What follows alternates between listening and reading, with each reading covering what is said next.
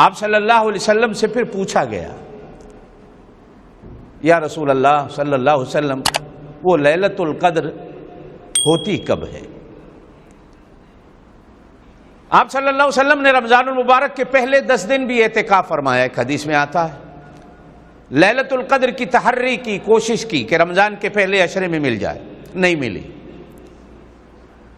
پھر دوسرے عشرے میں بھی آپ صلی اللہ علیہ وسلم نے اعتکاف فرمایا کہ میں اس رات کو تلاش کر لوں، وہ رات دوسرے عشرے میں بھی نہیں ملی۔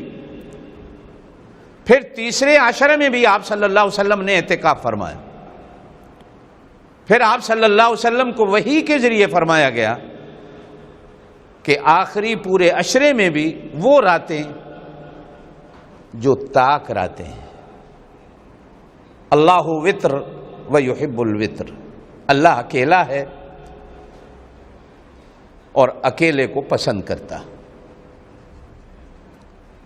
اللہ تنہا ہیں، ایسے ہندسے جو تنہا ہیں اللہ ان کو بھی پسند کرتا۔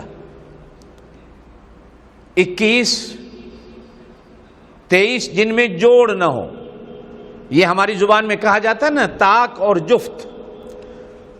اچھا، مزے کی بات یہ ہے کہ ذکر و اذکار میں بھی اولیاء کرام کے اقوال ملتے ہیں کہ ذکر و اذکار کی تعداد میں بھی طاق کے ہندسے کو زیادہ فضیلت حاصل ہے۔ شاید اسی وجہ سے رکوع اور سجود کی تسبیحات کو بھی طاق کے عدد میں رکھا گیا ہے، 3 5 7 9 11۔ ہم تو آج کل ایک بار بھی پڑھ لیں سبحان ربی الاعلیٰ تو بڑی بات ہوتی ہے۔ ایسے امام اور ایسے نماز پڑھانے والے بھی بہت کم دیکھے ہیں جو 9 یا 11 دفعہ تک لے جائیں، اور رمضان المبارک میں تراویح میں تو شاید آپ اور میں سارے ایک دفعہ بھی پڑھ پائیں، نماز ہو جاتی ہے، یہ نہیں کہ نماز نہیں ہوتی۔ ایک دفعہ بھی کسی کو نصیب ہو گیا، نماز ہو گئی۔